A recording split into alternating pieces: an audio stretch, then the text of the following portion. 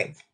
So moving back to agenda item PB 38.1, 1233 to 1235 Queen Street East, notice of intention to designate a property under Part 4, Section 29 of the Ontario Heritage Act, Ward 14. Who is speaking to this on behalf of staff, please? Tatum. Good morning, Madam Chair. That's me. Yes, good morning. Okay.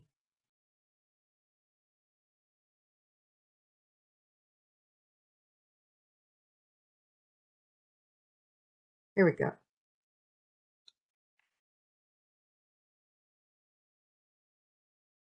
Perfect. Good morning, everyone. My name is Tatum Taylor Chalbel, and I'm a heritage planner with the city's heritage planning team in policy and research. I will be presenting on item PB 38.1, notice of intention to designate the property at 1233 to 1235 Queen Street East under Part 4, Section 29 of the Ontario Heritage Act. Next slide, please. The subject property at 1233 to 1235 Queen Street East consists of a factory complex located at the southeast corner of Queen Street East and Leslie Street. Next, please. Constructed in 1920 to 1921, the earliest structure on the property is a two-story Main Street mixed-use commercial building that originally housed a billiards room and barber with apartments at the second story. After 1947, the structure was converted for use as the headquarters and factory of Lee Food Products Limited, which remained at this location for more than 70 years. Staff have determined that the property meets Ontario Regulation 906, the criteria prescribed for municipal designation under Part 4, Section 29 of the Ontario Heritage Act, on the basis of its design, physical, historical, associative, and contextual values. Next slide, please. The community of Leslieville arose in the 1850s and 1860s, centered on the industries of market gardening and brick making. Growth accelerated after the City of Toronto annexed the area in 1884. The 1913 GODES Atlas, shown here, shows that the area around Queen Street East and Leslie Street included both industrial lands and residential development, as well as early commercial buildings along Queen Street, with a hotel at the southwest corner of the intersection. Beginning in the 1913 Municipal Directory, a Chinese laundry was identified just east of Leslie Street at 1229 Queen Street East on the site of the subject property. As Chinese-Canadian historian Arlene Chan has pointed out, laundries are the oldest Chinese business in Canada, dating back to the 1858 gold rush in British Columbia. By 1911, there were 301 Chinese laundries in the city.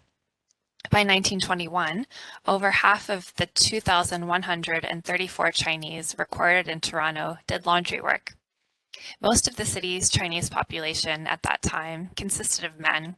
The Chinese Immigration Act of 1885 had set a head tax on Chinese immigrants to Canada, producing bachelor societies of men who worked to save money for their families to follow. The Chinese Exclusion Act of 1923 went so far as to forbid all Chinese immigration to Canada until its repeal in 1947. Next, please.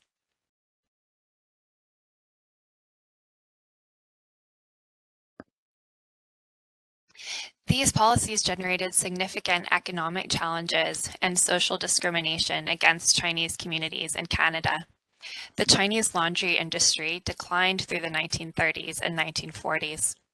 The Chinese laundry building at the corner of Queen Street East and Leslie Street appears to have been demolished in the late 1930s, but it can be viewed in this archival photograph. The arrow indicates the building next door, which is the earliest surviving structure on the subject property at 1233 to 1235 Queen Street East. The building was constructed in 1920 to 1921 for Henry H. Darby, a salesman, and his wife Sarah. Next, please. Directories, as well as drawings from 1920, indicate that the building initially housed a barber shop and the Melba billiard parlors on the ground floor, with apartments on the upper story. Next, please.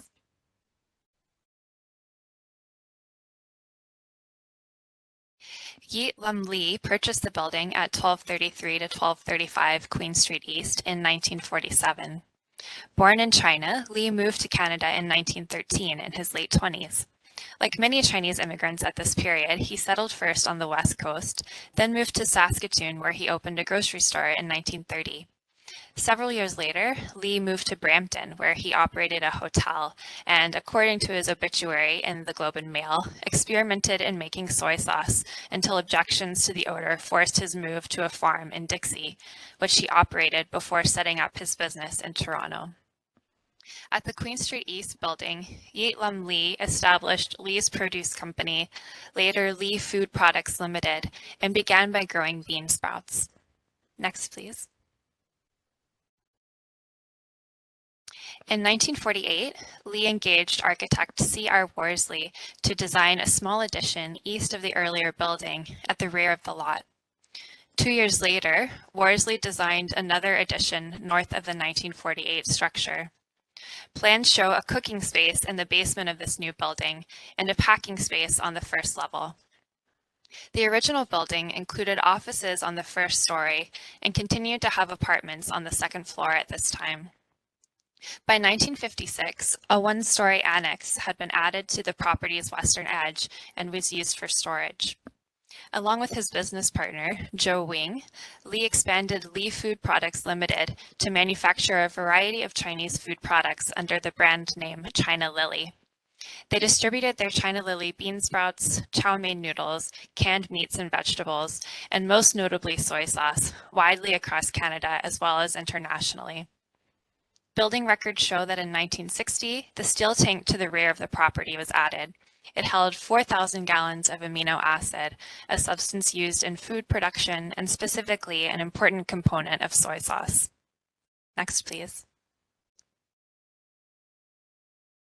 Drawings from 1970 provide insight into how the earliest structure was being used to accommodate food manufacturing processes. Bean sprout cultivation occurred in the basement, while the first floor housed operations for soy sauce bottling, packaging, and can labeling, along with the lunchroom and ladies' dressing room for employees. No longer residential, the second story included another lunchroom, a men's dressing room, and offices, including one for an inspector. Next, please. The importance of China Lily soy sauce as a beloved ingredient among West Coast Indigenous communities demonstrates the reach and staying power of Lee's brand.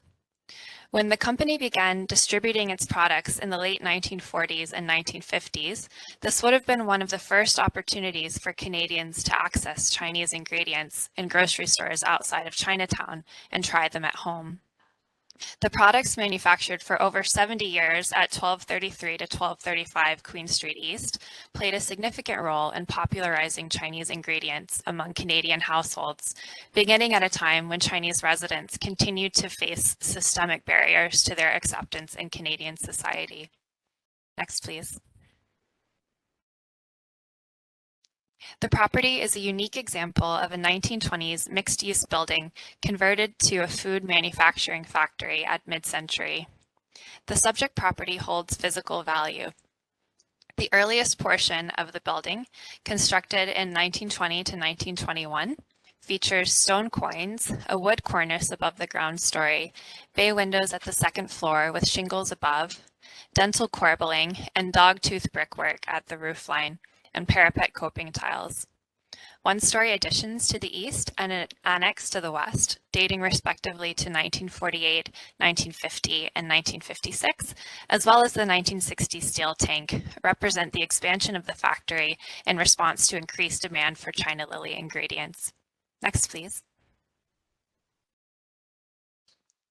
The bright red palette of doors and window trim unites the structures within the factory complex. This color, considered auspicious and popular within the Chinese community, was likely added for Lee Food Products Limited. Next, please.